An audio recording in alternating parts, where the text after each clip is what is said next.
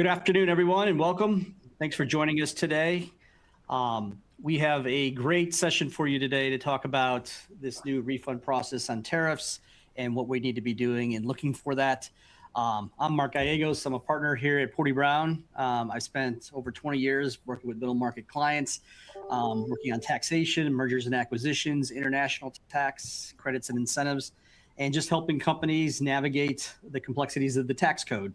I'm joined today by someone who has presented with us before and who has extreme knowledge in this area. That's Lisa Waller. Lisa, I'll let you introduce yourself. Hi, I'm Lisa Waller with BDG International. We're located here in Elgin as well. Our company's been in business since 1983. We're an international freight forwarder, customs broker, trade consultants. And yeah, we're knee deep in the IEEPA refunds. Awesome. And Lisa, I think a couple of things that have come out that, we know is that, we've seen over the last few years, tariffs have quietly become very meaningful. Even a year ago, a little over a year ago now, with Liberation Day tariffs and what that would mean. And then obviously we know that was challenged in court for the outreach of the executive power of the president, and that went to the Supreme Court and then ruled unconstitutional. So therefore, starting on April 20th, we had this ability to go and get some refunds. You want to speak to what has actually happened and why this is a great thing right now? Well, the fact that the Supreme Court made the decision that it wasn't legal, I think there was a caveat to that. It wasn't legal the way he did it, right? So that doesn't mean that there won't be other duties and taxes. Obviously, we've seen the Section 122 come out. But for this, with the refunds, they have the ACE portal that has already been there. They've programmed it. It's ready to go under CAPE. And we're right now actively requesting refunds. And it's just a matter of staying within the parameters. And if something fell outside the parameter, going back and requesting the refund on that one that fell outside the parameter. Got it. And, let's talk about how under the phase one here, who qualifies for this, and kind of set the stage for someone listening that thinks, hey, I'm running a company. I know I pay tariffs, but I'm not sure what this means for us. Right. I would say, okay, customs brokers or importers of record. Now that's tricky because if you have an import of record and you've had many customs brokers, if you don't want to do it yourself, then you would hire a customs broker to do it for you. And then they would have, we'll talk about how they have access to your system to go in through cross-account access to get it done. And then we can pick through and go to anything, whether it came in through FedEx, DHL, UPS, the mail, or it came in through anything on your EIN number, border crossings, if you did have to pay IEEPA on the border crossings, or regular air freight, ocean freight shipments. It's all going to show up on the ACE portal. That's great. And when you talk about, who's not eligible right now, can you speak to that a little bit? I guess the big thing are these entries that have liquidated and they're beyond the 80 days, right? So I think we're probably getting very close now, but every day there's a new set of entries that have gone beyond the 80 days. If that's the case, we want to catch those entries before they go over 80 days so we can suspend them, and then we can request the IEEPA refund. Right.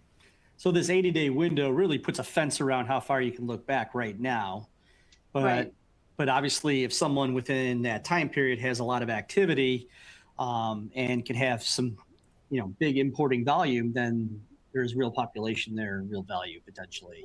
For sure. Obviously, February didn't affect as much as the following months, right? So it was, an ever-changing process, especially as they added on new tariff numbers. They added on the Russian oil. They added on these different things. So not all of it hit at one time. So maybe February, March didn't affect you much. But then as we go on, there's going to be more effect if you were importing from specific countries. Right. No, that's good. And I think a big takeaway is if, you don't want to self-disqualify, right? If your situation may be a gray area, or at least in your head might be a gray area, let's have a conversation to see if, this is something that would make sense for you and would be up your alley. Right. Yeah, and some people didn't pay anything, right? Because they had, I don't know, they had it coming in through Canada, it was USMCA qualified, it was properly classified. But you might as well go through the practice because you could have one shipment in there that was classified incorrectly, or someone didn't have the paperwork for USMCA, and now you have a $50,000 charge, or you have some, they're high, right? It's not low, right? It's like a lot of Right. money. I mean, 10%, 20%, 30%, it's a lot of money. So it's a key about don't make any assumptions, go in and look. Right. That makes a lot of sense on this. Now, as far as this, Lisa, talk about like from your side at BDG, how you guys are really can help, people and what you've been doing and what you'll continue to do. Sure. I mean, we can give you the keys to the castle and say here, the next slide is kind of a step process that you could do it on your own. On our website, we have a step-by-step on how to do this on your own. But if you want support, need support, you can come to BDG and we will walk you through it, get your ACE set up, get your bank details in there. Sometimes your ACE has already been set up and there's been a change of key people. So if you have a change of personnel, then we'll teach you how to find out who that was, replace it, get a new person in. If you have to change your bank account, it's fairly easy, but if you don't know where to do it, it's not all intuitive in the system. And then going in, pulling your reports, that's a little bit tricky. And then going and asking for those refunds, if there's some that fall, aren't ready to go yet, or they're falling without the parameters, being able to action those when they need and what type of action is the key. So, by all means, if you can figure it out yourself, do it. If not, you got to go as quickly as possible to a customs broker to help you out. That's great. No, and at Porty Brown, we definitely can partner not only with Lisa in that, but also from the tax treatment of the refund recoveries. Obviously, any refunds you get back, along with any of the interest you get back, is going to be taxable to you. And, from an income tax standpoint, also a financial statement and accounting reporting standpoint, we'll have to work through that. Cash flow and working capital analysis or forecasts. I think this is something that we definitely can help and assist you with. Looking at broader tariffs and what you are paying and trying to come up with a strategy there, especially on cross-border transactions and looking at what you're doing.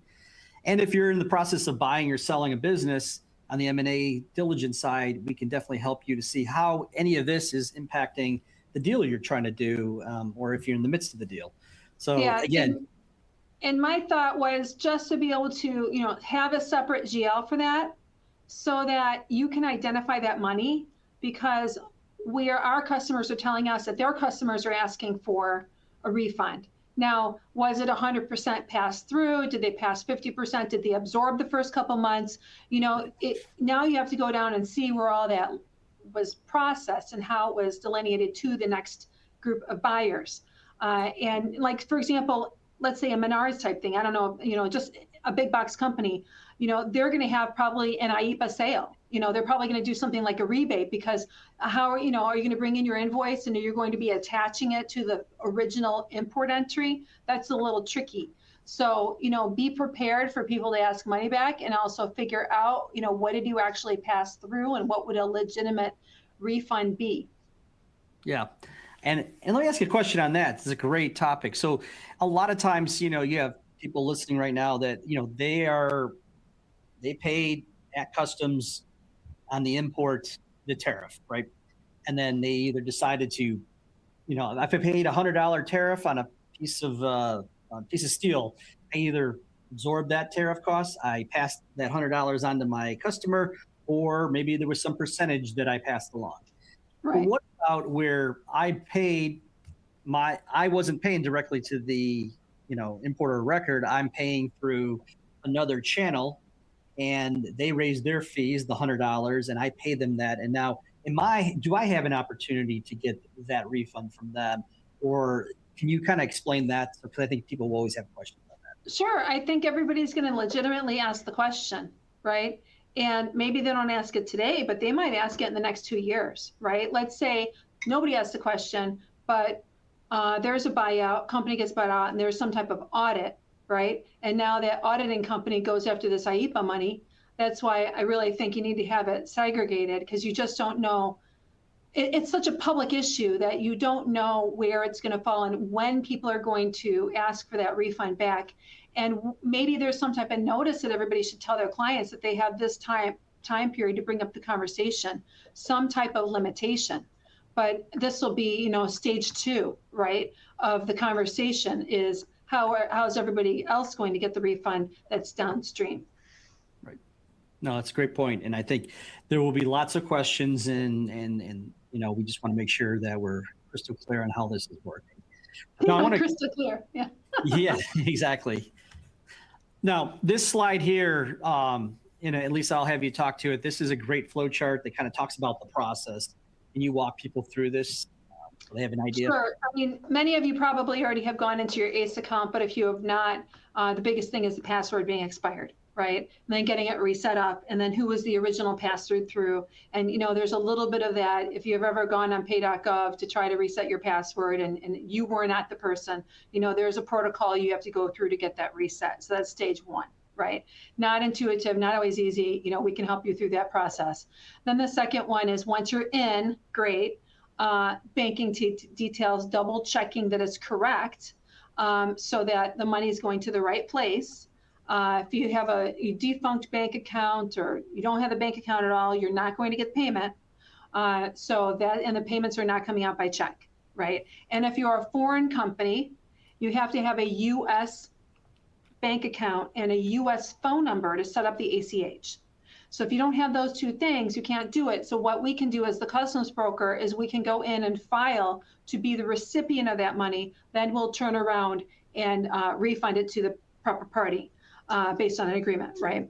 And don't pay any percentages to anybody. No customs broker, no entity should be charging a percentage of the refund. That is common in drawback, but not in this case. You should get 100% of your money back. And I mean, we charge a service fee for this service, but not a percentage. So it's completely different than drawback. And I think the last one here is obviously April 20th, we started filing for the refunds. Sometimes it works, sometimes it doesn't work. The system gets overwhelmed. Evidently, I think as of last Friday, I was told that it was something like 1/5 of all refunds had been requested already. And that was on phase 1, right? Then phase 2 will be the next set of refund requests. So it doesn't mean that you can't ask for refunds down the line. If you didn't do it today, that's fine. You can do it in a month. You just have to be careful of that 80 days post liquidation. Can you explain that 80-day post liquidation and when does it start and how does that? Sure. So typical liquidation on a file, liquidation means closure. Okay, so when the customs entry is released, let's say the customs entry release is March 1st, then you would take 314 days from March 1st of release date will be the liquidation date. That's your typical liquidation time. So within that time period of 314 days, you can correct your entry. Customs might come and ask for more information. They might issue what we call a CF-29 where they're correcting the entry. So if the entry is still alive, it's still malleable.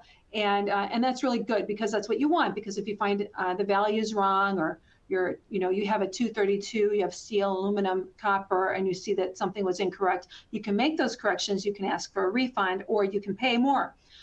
At that liquidation date, it closes as long as customs doesn't find that they want to continue it. They will close it, and then typically what you have is a 180-day protest period. Now, they said 80 days. I don't know why they picked the 80 days, right? So they say 80 days, then it's done. So that's why that's what that 80 days is for. But the typical entry that liquidates then has 180 days of protest. Now, I don't know if something's going to happen in phase 2, but we know right now that the 80th day after is the time that it stops. So we want to make sure that we suspend anything that is coming on its 80th day. Got it. So this is why having the ACE account and really pulling those records is going to be key to understanding. Right. And we can help pull those records. I mean, it's just not intuitive. And then the end of the day, the government has wanted you to have an ACE account for the last 10 years. So it's good that you have an ACE account. Even if you don't have any refunds, I recommend that you go in and get one, get the ACE account, get it up and running. This is a communication device for the government to communicate to you about your imports. And it's has other bells and whistles in there. You can also do your export at AESs in case you have some stray exports that you have shipping out. So there's a lot of benefits to the ACE system. That's good. That's good. Yeah. And as far as, I guess if they would want your help as far as, doing all this, what's the process you guys kind of go through to help them with this? Sure. I mean, you're basically setting up an account with us. So we have an account application. It's not too laborious. It's just a name and address and information. And we have a power of attorney allowing us to conduct business for you with customs. And that's the start. Then we have 2 agreements. One agreement is just kind of work together on the ACE portal. A second agreement is to apply for the refunds. Because maybe you want us to help you set everything up and you want to do your own refunds. Or maybe you just want to have us do all of it. It's really kind of a la carte. We'll help you any which way you want to be helped. That's great. And that's very beneficial. So kind of a call to action for everyone here. The tariff refund eligibility and support form is located in the top navigation of your console and can be accessed during this webinar and when reviewing it on demand. So you want to kind of click on that link and then fill this out, everybody, because we'd like to be able to help you. And this way we can get back in touch with you. So this would be great. So that's your homework right now is for everyone to fill this out. One more thing to say. If you have steel, aluminum, copper, heavy machinery, vehicle parts, be careful and just applying for your refunds, make sure your entries are correct, because when you apply for those refunds, they're not waiting for liquidation date. They're gonna close out like in 60 days. So you might then have an issue where you find an error on your 232 entry and you want to correct it and you won't be able to. So just be careful with that in case you're in the world of paying 232, that you double check this before you ask for the refund. And then are there particular items they pay tariffs on that would not qualify, or, that we've seen so far that, someone should be crystal clear on? Because everyone obviously has different industries and. Sure. I mean, with the IEEPA, it was pretty cut and dry per country. The USMCA did, if you claimed that, then you weren't paying anything. But I guess the challenge is when UPS, FedEx, DHL, Post Office cleared the goods under their own name, and let's say it was a, $10,000 part, and you're paying $1,000 to $5,000 in duties. If they do it under their own EIN number, then you're going to have to go to that particular company that did process that refund. Now, those companies, from what I read, are going through and processing under their own name, and then maybe like someday you'll get a refund, credit on your account. I don't know how that works, but just be aware that if it did not clear under your EIN number, you got to find out who it cleared under. Maybe it came in DDP from your foreign supplier, where they paid for everything to your door, and maybe they're not thinking about it. So you're going to have to go back to your supplier and say, hey, you guys delivered to this. Are you applying for your refunds? And they may be unaware, or they might not be worrying about it because they're like, doesn't matter. We didn't pay the bill, right? So you're going to make sure you know who was the importer of record. Got it. Question came in. Can you expand on what the copper/car parts, and what about the 60 days? Sure. So 60. Okay. So once you apply for the refund on IEEPA, I believe, not 100% sure on the exact date, but I believe after 60 days, you're pretty much going to be receiving the refund. Well, what they're doing is they're liquidating the files. So they're closing the files. So now they're going to let you refund what it was, a 9,999 files at one time. Okay. And what that's going to do is that's going to close those out and liquidate them, and you're done. Now, I don't know if after liquidation there's a protest period available. I don't like it. This is very uncharted waters, but one could assume that then you would still have your protest available after liquidation. But if you do have Section 232 and you think you might need a correction, you got to do the correction before you ask for the refund. Got it. And as far as the refund, I mean, obviously we haven't seen any money come out yet, but is there a chance is these automatic, or will the government, challenge any of this potentially? I mean, you could always get a challenge, but I believe that this particular, I believe, okay, Europe and Japan are going to be complicated because there's going to be some manipulation of the information due to the fact that Europe was like 15%. Like if the duty was under 50%, you paid 15%. If the duty was over 15%, you paid 15% plus. So that's not a cut and dry. Japan's not a cut and dry, right? The other ones are. So it all depends on where it's coming from. But Europe might be a little bit complicated. Now that did not come in the beginning. It came in kind of like, halfway through the year last year. But those you might run into some problems with. Now, once they do the refund, you're going to get the money in the bank. You're going to get your interest. So it's going to be, if you think that you're getting back, let's say, I don't know, $150,000, and you end up with, $150,000 plus in your bank account, that's because of interest. It's not super easy to delineate the interest versus the principal. So make sure that you have your spreadsheet downloaded and you understand your expectations, and maybe you're marking it off as you're getting it. I don't think you're going to get one lump sum chunk. The way refunds normally have worked is you get a refund per file, per entry, right? So and again, we haven't seen the refunds. They start May 11th, so we'll see what they look like when they come out. But I'm just saying, based on history, the way it's been done. Yeah, and this is great points there, where being able to not understand, it's not like you're going to apply and you have $150,000 of potential refunds, and then on all these different files, and then 150,000 just transfers into the account. It's going to be based on file. Yeah. I believe it's per file. I believe the way it's been done historically. It could be proven wrong on the 11th. And then the interest is fairly good, right? So it's way better than sitting in the bank. So that's good news for everybody. Absolutely. And we've seen this with other tax things before, and it's always a benefit to the money just been sitting there. So right. You're like, oh, okay, well, that was better than the bank. Right. So don't owe them money, because then you owe that interest. That's right. That's right. Now, on this call to action form, just remember that this form will also be sent out in an email as a follow-up tomorrow. So whether you did it now, you will definitely have opportunities to be able to fill this out. And we really appreciate you doing that. Lisa, here's another question that's come in. What if some items fall under 232 and others don't on the same entry? Does that whole entry liquidate in that shorter period? Yes. So you're going to have, you'll have the IEEPA, even if it was on the same line.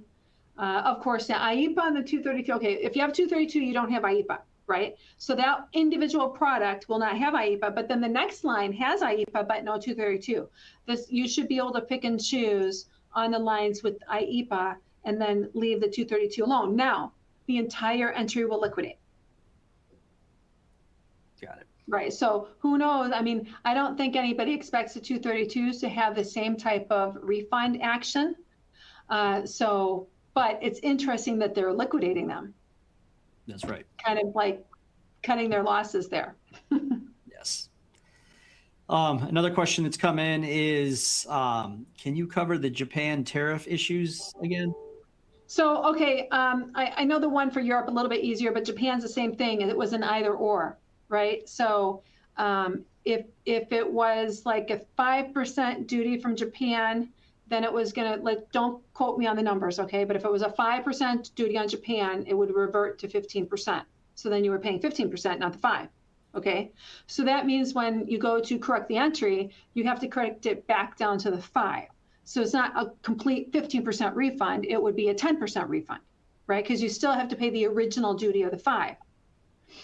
So that's that methodology that they used for both Japan and Europe made our job super confusing and made your job super confusing and trying to figure out how to price your product. I don't know why they did it that way, but that's an issue with Japan and Europe. You bet. You bet. No, that's a great answer. Thank you. All right, everyone. Well, I want to take a minute to really land what we've been covering. So for the last 25 minutes, there's been a lot of good substance here. Lisa has provided some incredible information that we all need to kind of have some takeaways from. One, CAPE is real, it's live, and phase 1 is open right now. So as of April 20th, U.S. Customs and Border Protection has opened a door that did not exist for importers a few weeks ago. So this is the opportunity to see, hey, does this make sense for you? And then how can Lisa and her team help you with that? Second, that 80-day window is rolling. So every day that passes, the eligible entries quietly roll out the back end. So let's make sure we're staying on top of that. There's no advantage in waiting, right, Lisa? There's only risk in waiting at this point. Right, right. And remember, this don't is worry about too many emails. You know, if they come in, we'll just deal with them. absolutely. Yeah. And this is just not a customs problem. This is a tax problem. It's both, right? I mean, like you're gonna getting the refunds is one thing, and then there's a tax and tax planning aspect to this, not only with the refunds but also the interest that comes with it. So I think there's just a lot there that you know, we all can provide some value to you, and make sure you understand this, because you know the one question I get all the time, Lisa, on different things is, if I get something, is it taxable? And so I'm making it crystal clear that it is.